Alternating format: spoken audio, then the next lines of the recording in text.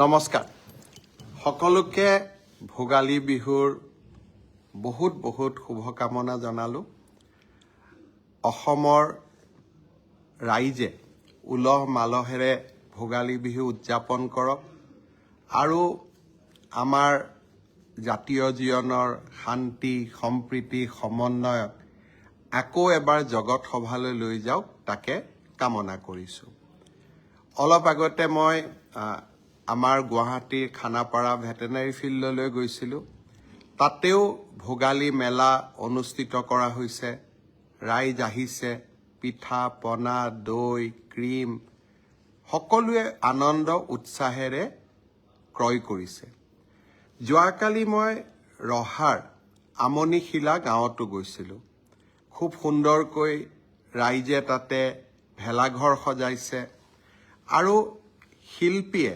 কেনেকৈ বিহুৰ মাজেদিও দুষ্প্ৰাপ্য বা আমাৰ বন্য জীৱ জন্তুক সংৰক্ষণ কৰিব লাগে তাৰ বিষয়ে ভেলাঘৰৰ মাধ্যমেও মেছেজ দিবলৈ চেষ্টা কৰিছে যোৱাকালি আমনিশিলা গাঁৱত গৈ খুব ভাল লাগিলে ৰাইজক মই আকৌ এবাৰ বহুত বহুত ধন্যবাদ জনাইছোঁ মই দুই এটা সৰু সৰু খবৰেদি আৰম্ভ কৰিব খুজিছোঁ বহু দিনৰ পৰা মই কৈ আহিছিলোঁ যে অসমক এটা আন্দোলন বিবৰ্জিত পৰিৱেশ লাগে আমাৰ জাতিটোৰ যি আমাৰ ইতিহাস আছে সেই ইতিহাসক আমি জগত সভালৈ লৈ যাব লাগে হত্যা হিংসা আন্দোলন আমাৰ জাতিটোৰ কেতিয়াও পৰিচয় নাছিলে যোৱা কেইটামান দশকত ক'ব নোৱাৰাকৈ এটা জাতীয় জীৱনত আমাৰ মাজত সোমাই পৰিছিল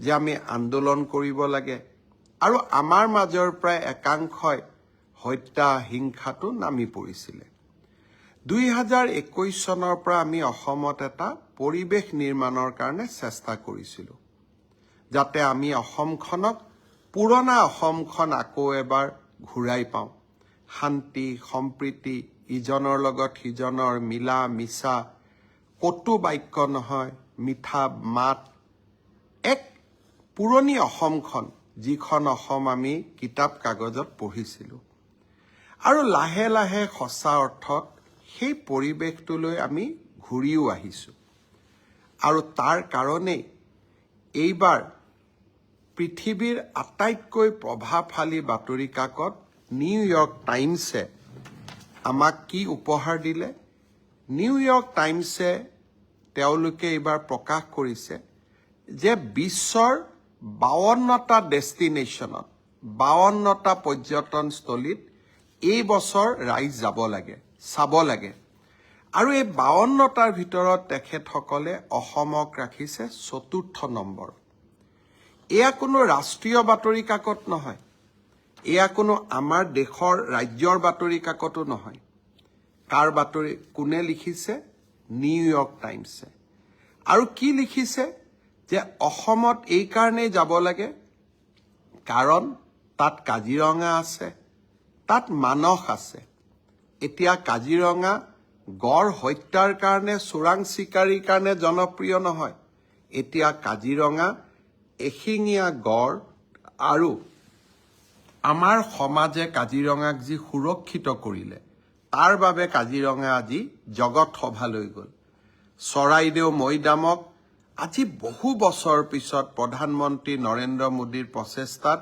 আমি বিশ্ব ঐতিহ্যলৈ লৈ যাব পাৰিলোঁ কামাখ্যা মন্দিৰৰ কথা লিখিছে চাহ বাগিচাৰ কথা লিখিছে আৰু এই গোটেইসমূহৰ কাৰণে এতিয়া অসম পৰ্যটকৰ এক ৰম্য ভূমিলৈ পৰিণত হ'ব পৰ্যটনে আমাৰ বাবে কি আনে আমাৰ বাবে জীৱিকা আনে homestay jeep safari hotel restaurant আমাৰ বাবে তেখেতসকলে বহু সম্ভাৱনা লৈ আহে যোৱা বছৰটোলৈকে মনত পেলাওক প্ৰধানমন্ত্ৰী নৰেন্দ্ৰ মোদী ডাঙৰীয়াই এদিন নিশা কাজিৰঙাত থাকি কাজিৰঙাক এক অভূতপূৰ্ব প্ৰচাৰ আৰু প্ৰসাৰ কৰিলে ৰাইজৰ মাজত ভূটানৰ ৰজা আহিলে ভাৰতৰ ৰাষ্ট্ৰপতি আহিলে আৰু প্ৰতিটো ভ্ৰমণে কাজিৰঙাক জগত সভালৈ লৈ গ'ল আৰু আজি আমি তাৰ সুস্পষ্ট ফল দেখা পাইছোঁ। অসমত যদি আন্দোলনৰ পৰিৱেশ থাকিলেহেঁতেন, হত্যা হিংসা চলি থাকিলেহেঁতেন, নিউয়ৰ্ক টাইমছে বিশ্বৰ ভিতৰত অসমক চতুৰ্থ স্থানত ৰাখিলেহেঁতেন নেকি? আজি ই অসমীয়াৰ বাবে অনন্য সফলতা। অসমীয়া ক্লাছিকেল লেংগুৱেজ, বিহু জগত সভালৈ গ'ল, চৰাইদেউ মৈদাম বিশ্ব ঐতিহ্যলৈ গ'ল আৰু এতিয়া বিশ্বৰ ভিতৰতে চতুৰ্থ টুৰিষ্ট ডেষ্টিনেশ্যন হিচাপে নিউয়ৰ্ক টাইমছে অসমক স্বীকৃতি দিলে। মই অসমবাসী ৰাইজক বহুত বহুত অভিনন্দন জনাইছোঁ। এইবাৰ বহুত পৰ্যটক অসমলৈ আহিব। অসমীয়াৰ অতিথিপৰায়ণতা, অসমৰ সংস্কৃতি আৰু অসমৰ সমস্ত জাতীয় সম্পদসমূহ আমি পৰ্যটকসকলক দেখুৱাম আৰু অসমক আমি জগত সভালৈ লৈ যাম। শ্ৰদ্ধাৰ ৰাইজ, টাটাৰ ছেমি কণ্ডাক্টৰৰ পিছত এইবাৰ আমি অসমখনক আৰু এটা নতুন পৰ্যায়লৈ লৈ যাব খুজিছোঁ। এডভান্টেজ আছাম দ্বিতীয়। অসমত বিনিয়োগ হওক, অসমৰ ইনফ্ৰাষ্ট্ৰাকচাৰ বাঢ়ক। ইনভেষ্টমেণ্ট আৰু ইনফ্ৰাষ্ট্ৰাকচাৰ সামিট। যোৱা এটা মাহত মই ভূটানলৈ গৈছিলোঁ, মুম্বাইলৈকে গৈছোঁ, দিল্লীলৈকে গৈছোঁ। অসমৰ মুখ্যমন্ত্ৰী ৩৭খন ৰাষ্ট্ৰৰ ৰাষ্ট্ৰদূতে আহি সাক্ষাৎ কৰিছে। এয়া মোৰ সাফল্য নহয়। অসমৰ কোনো মুখ্যমন্ত্ৰীক UAEৰ এম্বেচেডৰ, UKৰ এম্বেচেডৰ, ফ্ৰান্সৰ এম্বেচেডৰ, ইটালীৰ এম্বেচেডৰ, জাপানৰ এম্বেচেডৰ, ছিংগাপুৰৰ এম্বেচেডৰ আহি সাক্ষাৎ কৰাই নহয়, ঘণ্টা ঘণ্টা সময় ধৰি অসমৰ বিষয়ে আলোচনা কৰিছে। আনন্দ মহিন্দ্ৰ, টাটা কোম্পানীৰ অধ্যক্ষ, SR কোম্পানীৰ অধ্যক্ষ, মুম্বাইৰ সকলো উদ্যোগপতি মোক সাক্ষাৎ কৰিবলৈ আহিছিল, অসমৰ বিষয়ে জানিবলৈ আগ্ৰহ প্ৰকাশ কৰিছিল। অসমৰ ৰাজনীতিত মই 25টা বছৰ পাৰ কৰিলোঁ। অসমৰ মুখ্যমন্ত্ৰীয়ে বা ৰাজ্য চৰকাৰে ইমান গুৰুত্ব পোৱা আগতে মই কেতিয়াও দেখা নাছিলোঁ। যোৱা দুদিন ধৰি আমাৰ মন্ত্ৰী কেশৱ মহন্ত থাইলেণ্ডত আছে। থাইলেণ্ডতো থাইলেণ্ডৰ মন্ত্ৰীসকলে অসমৰ মন্ত্ৰীক সাক্ষাৎ কৰিছে, অসমৰ বিষয়ে জানিবলৈ চেষ্টা কৰিছে। অহা 25 আৰু 26 ফেব্ৰুৱাৰীত অসমত ইনফ্ৰাষ্ট্ৰাকচাৰ অৰ্থাৎ ৰেল, ৰাস্তা, দলং, এই ইনফ্ৰাষ্ট্ৰাকচাৰ আৰু অসমত নতুনকৈ বিনিয়োগ হওক। অসমীয়া ডেকা ল'ৰা ছোৱালীবোৰ আমাৰ ৰাজ্যখনলৈ কাম কৰিবলৈ উভতি আহক। তাৰ এক নতুন প্ৰচেষ্টা আমি আৰম্ভ কৰিছোঁ আৰু অহা এটা মাহ এডভান্টেজ আছাম 2.0 ইয়াক ভাল কৰি হওক, তাৰ বাবে আমি সকলো ব্যস্ত থাকিম। দেশ বিদেশৰ উদ্যোগপতিসকলক গুৱাহাটীলৈ আনিম আৰু অসমত বিনিয়োগ কৰাৰ বাবে আমি অনুপ্ৰেৰণা যোগাম। আকৌ এবাৰ জগত সভালৈ অসম যাওক, তাৰ কাৰণে আৰু এবাৰ আমি প্ৰচেষ্টা চলাম। কংগ্ৰেছৰ এজন সংসদে কৈছে যে ইয়াত মেলা হ'ব, বিনিয়োগ নাহে। মই সংসদগৰাকীক অনুৰোধ কৰিম, গুৱাহাটীৰ পৰা জাগিৰোডলৈ যাওক। কি ধৰণে 30,000 কোটি টকাৰ উদ্যোগ দিনে ৰাতিয়ে এখন্তেক জিৰণি নোলোৱাকৈ 1500 শ্ৰমিকে কাম কৰি আছে। 2025 চনত মেড ইন অসমৰ চিপছ আমেৰিকাৰ গাড়ী কম্পিউটাৰত ব্যৱহাৰ হ'ব। আৰু এয়া আৰম্ভণি। 25-26 ফেব্ৰুৱাৰীত আমি আৰু বহুতো ভাল খবৰ শুনিবলৈ পাম। কিছুমানে অসমখনক লৈ সপোন দেখিব নোখোজে। মই অসমক লৈ সপোন দেখিব খোজো। অসমে আকাশ চুব, মই তাক বিশ্বাস কৰোঁ আৰু সেই কাৰণে সপোনৰ পম খেদি থাকোঁ।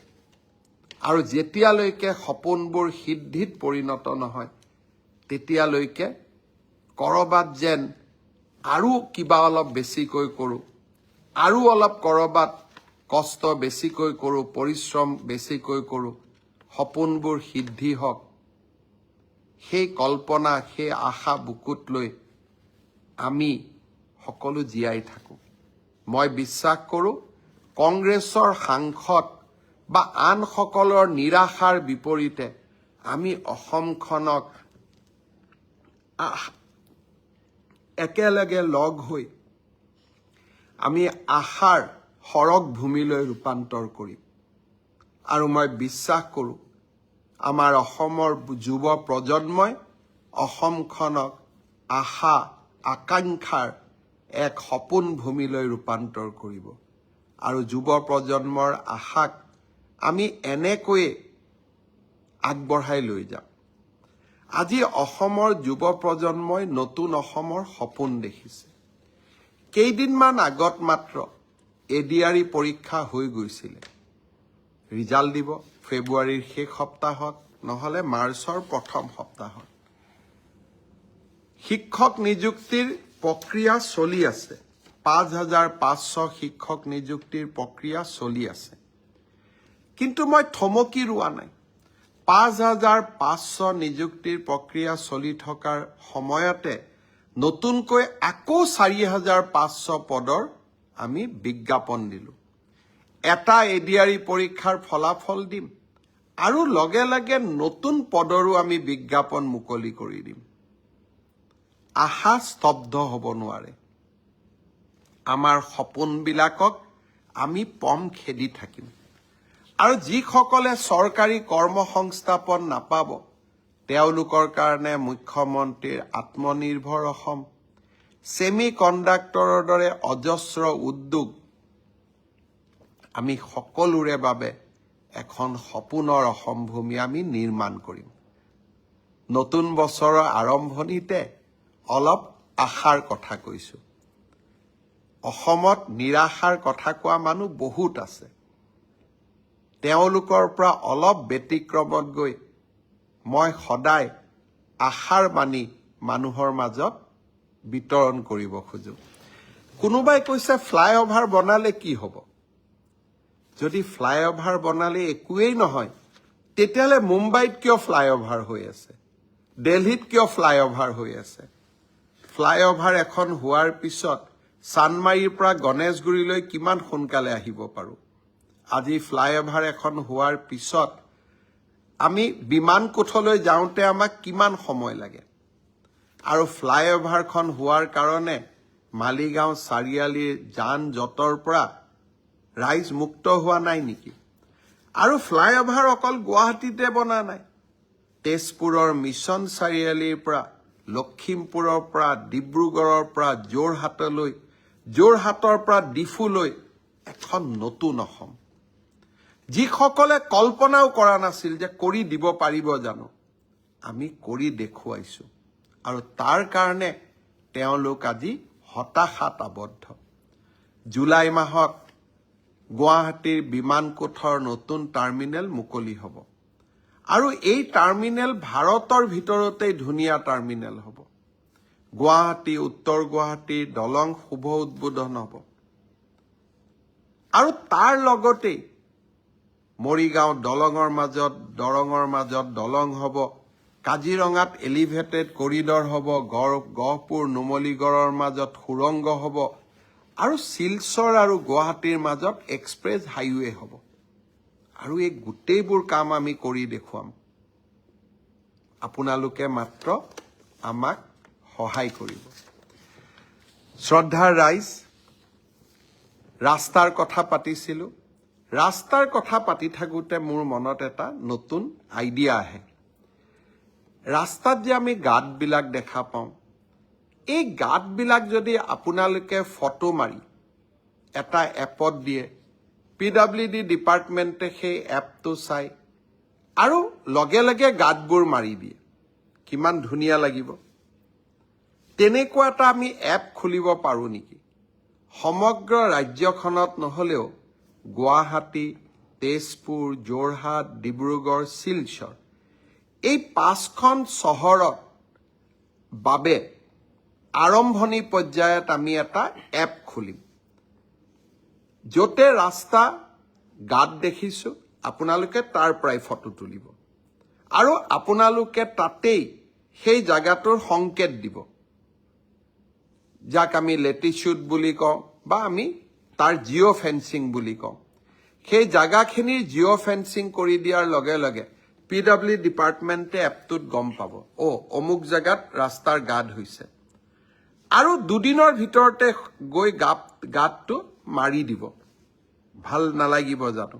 নতুন অসম। মই আজি ৰাতিপুৱা আমাৰ বিষয়াসকলক কৈছো, লাহে লাহে গোটেই অসমত কৰি, কিন্তু 5খন চহৰৰ বাবে এটা এপ মুকলি কৰক, যাতে য'তেই ৰাস্তাত গাঁত দেখিব তাতেই ৰাইজে ফটো তুলিব, ৰাইজে লোক নিৰ্মাণ বিভাগক দিব, আৰু লগে লগে গাঁতবোৰ গৈ আমি ধুনীয়াকৈ পথহলবিলাক নোহোৱা কৰি দিম। মই ভাবোঁ যে অহা বছৰ এপ্ৰিল-মে মাহৰ মই 2 মাহ তেওঁলোকক সময় দিছোঁ, সুন্দৰ কৰি এপটো বনাই দিয়ক, আৰু এদিন আমি সকলোৱে লগ হৈ এই এপটো লঞ্চ কৰিম। শ্ৰদ্ধাৰ অসমবাসী ৰাইজ, ৰাস্তাৰ কথা ওলাওঁতে মনলৈ ৰোড এক্সিডেণ্টৰ কথা মনলৈ আহে। যোৱা বছৰ 1-1-2024 পৰা 10-1-2024 পথ দুৰ্ঘটনাত 92 জন লোকৰ মৃত্যু হৈছিল। এইবাৰ মই ৰাইজক আবেদন কৰিছিলোঁ, এজন যুৱকৰ মৃত্যুৱে, এজন পিতৃৰ মৃত্যুৱে গোটেই ঘৰখনলৈ দুখৰ ধুমুহা কঢ়িয়াই লৈ আনে। এই বছৰ আমি চেষ্টা কৰিছিলোঁ ৰোড এক্সিডেণ্টত মৃত্যু হোৱা লোকৰ সংখ্যা কমক, আৰু মই আজি আপোনালোকক জনাব খুজিছোঁ যে 1-1-2024 পৰা 10 তাৰিখলৈকে, অৰ্থাৎ 1 জানুৱাৰীৰ পৰা 10 তাৰিখলৈকে 24 চনত যোৱা বছৰ 92 জন লোকৰ মৃত্যু হৈছিল, আৰু যোৱা 10টা দিনত 2025ত মৃত্যুৰ সংখ্যা 76লৈ কমিছে। কিন্তু মই ভাবোঁ এজন লোকৰো মৃত্যু হ'ব নালাগে। অনুগ্ৰহ কৰি মদ খাই কোনেও গাড়ী নচলাব। মই আকৌ এবাৰ অনুৰোধ কৰিছোঁ, উৰুকাৰ প্ৰাকক্ষণত আপোনালোকলৈ বিনম্ৰতাৰে সৈতে এই অনুৰোধ থাকিল। উমৰাংচুৰ ঘটনাই আমাক সকলোকে দুখিত কৰিছে। 9 জন লোকৰ মৃত্যু হোৱাৰ সম্ভাৱনা প্ৰকট হৈ উঠিছে। 4 জনৰ মৃতদেহ আজি পৰ্যন্ত আমি উদ্ধাৰ কৰিছোঁ। আমি নিহত পৰিয়ালখিনিক কি ধৰণে পাৰোঁ আমি নিশ্চিতভাৱে সহায় কৰিম, আৰু যিসকল এই দুৰ্ঘটনাৰ লগত জড়িত বা যিসকলে এই অনৈতিকভাৱে এই কামত হাত দিছিল, তেওঁলোকক আমি কঠোৰৰ পৰা কঠোৰতম শাস্তি দিম ৰাইজৰ ওচৰত, সেয়া মোৰ প্ৰতিশ্ৰুতি থাকিল। শ্ৰদ্ধাৰ ৰাইজ, আমাৰ অসমখনত বিভিন্ন সমস্যা আছে। সমস্যাবিলাক সমাধানৰ বাবে আমি নিৰন্তৰ প্ৰচেষ্টা কৰিছোঁ। যোৱাকালি আমাৰ ৰাজ্য চৰকাৰৰ কেবিনেট বৈঠক অনুষ্ঠিত হৈছিল। আপোনালোক সকলোৱে জানে